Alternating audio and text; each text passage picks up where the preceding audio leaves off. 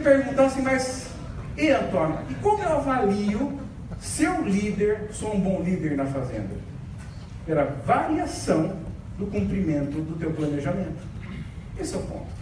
Quantos por cento nós variamos o nosso planejamento de receita, de despesa e de atividade? Então, nesse aspecto que eu estou olhando para o meu personal, eu tenho uma série de atividades, e nessa série de atividades existe alguma coisa muito importante, que quando a gente for definir as prioridades do ano, ou da safra, a gente nunca estabeleça mais do que 3 grandes mudanças.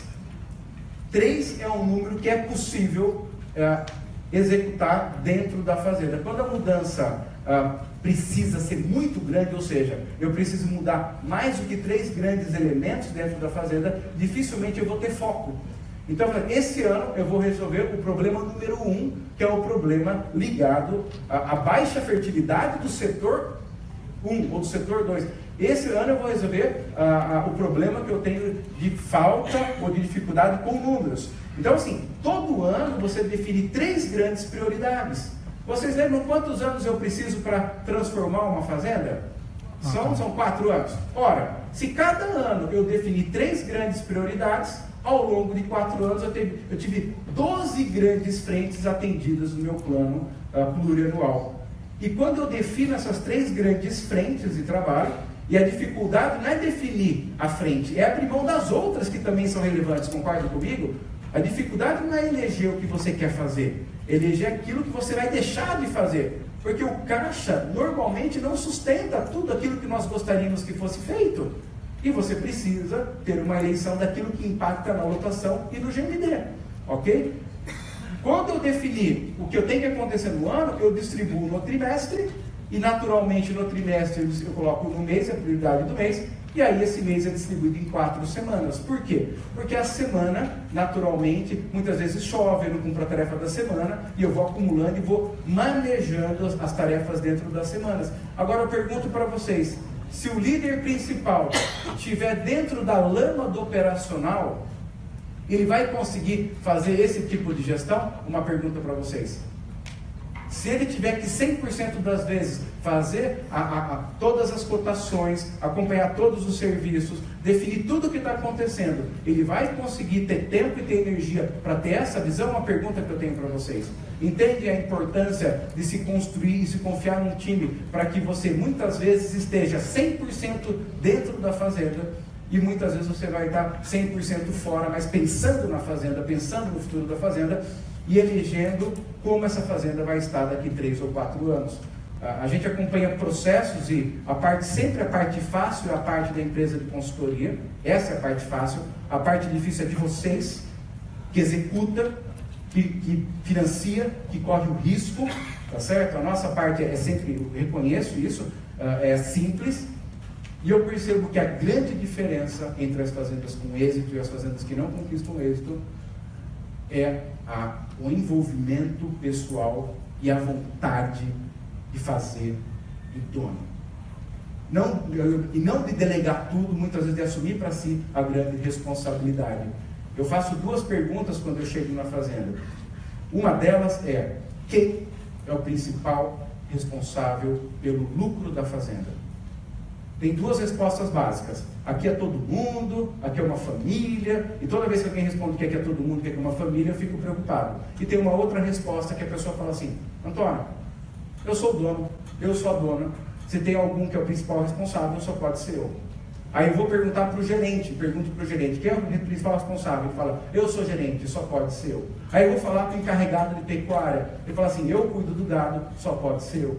Quando eu encontro essa linha de comportamento, eu tenho certeza que a chance de êxito dessa fazenda é muito grande, porque tem as pessoas que assumem para si a responsabilidade de sucesso deste projeto. E aqui eu gostaria de colocar 8 pontos centrais que aparecem em todas as fazendas que ganham 3 vezes mais do que a média. Nosso trabalho, de quem está de fora, é sempre procurar observar o que existe em comum naqueles que mais ganham dinheiro. Então, observem comigo aqui as 8 características das fazendas que ganham 3 vezes mais que a média. Primeira característica: proprietário focado em números e sem paternalismo. Quando eu falo paternalismo, é sempre entender que o profissional que está com ele precisa entregar resultado. Não adianta apenas ser bonzinho de confiança. Ele precisa entregar resultados. Essa é a primeira característica. Estou aqui com esse microfone cantante, né? Diferente esse aqui, né? Bom, aí, segunda característica. O gerente, quem está à frente da operação produzir, gerente, ele tem característica de líder e tem autonomia de decisão. Autonomia é completamente diferente de soberania. A autonomia é uma decisão dentro de um todo que já foi definido, compreendem isso? Porém, o gerente, ele tem autonomia do como vai se conquistar o resultado. O que será feito foi definido no conjunto dono-líder. Como será feito, isso está mais na mão desse líder. Terceiro aspecto presente nas fazendas que ganham mais dinheiro. Toda a equipe está alinhada ao grau tecnológico, ou seja, se existe uma reprodução com IATF, o pessoal aprendeu a fazer IATF, eles aprenderam a manejar o pasto do bagre, eles aprenderam a conduzir um projeto. Então, a equipe está alinhada e sempre a equipe conhece quais são as metas. Que muitas vezes, normalmente a equipe de campo não tem uma meta financeira, mas ele tem uma meta para mortalidade, ele tem uma meta para cumprimento de tarefa. Então, assim, eu tenho um dono focado em número, um gerente que tem autonomia e uma equipe que sabe o que indica sucesso para ela. Quarta característica, existe sempre um acompanhamento do que se foi programado e se foi realizado. Acompanhamento das tarefas do dia a dia. Muitas vezes ele delega uma tarefa, vai embora, quando volta não fala daquela tarefa. Então, é fundamental, semanalmente, a gente acompanhar todas as fazendas, ou via papel, ou via software, acompanhar com as tarefas delegadas. Quinta característica presente nessas fazendas, todas elas, sem exceção, tinham projeção e acompanhamento do fluxo de caixa. As decisões são sempre baseadas no fluxo de caixa. É uma característica onde estamos acima ou abaixo do fluxo em 10, 12, 5, 4, 1%. Então eu não faço o planejamento, coloco na gaveta, passo um ano e eu pego ele para ver se deu. Não é assim, eu faço planejamento e coloco na parede, né? E vou acompanhando se está dando mês a mês. Sexta característica, excelência na produção e colheita de forragem. Essas fazendas aprenderam não apenas produzir, mas aprenderam a colher nos pontos determinados. Elas conseguiram tirar toda a diferença entre águas e secas. E um assunto recorrente nessas fazendas é sempre qual é a estratégia de entre safra. Eles não gaguejam quando você pergunta da estratégia de seca.